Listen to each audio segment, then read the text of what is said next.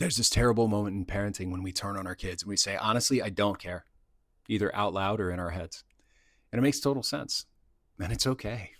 You've been taught to assume this position of bottomless empathy for your child, but that's simply not possible. And you don't lack empathy because you're broken or emotionally stunted. You lack empathy because you lack space. And you lack space to care about his feelings because you're drowning in your own.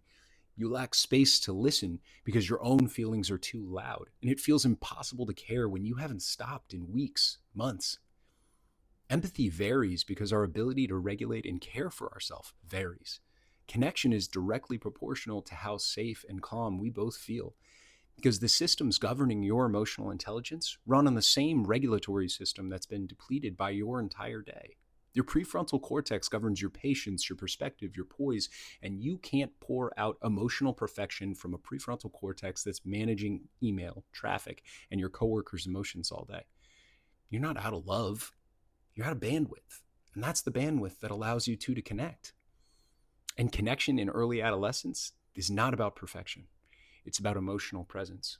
15 minutes of genuine, regulated connection outweighs 5 days of just showing up every time.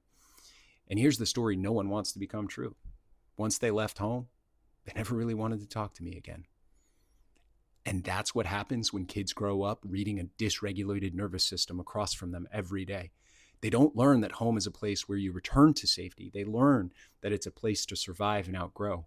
So please write, walk, breathe, meditate, and call your therapist back because your early adolescent doesn't need a perfect parent available 24 hours a day.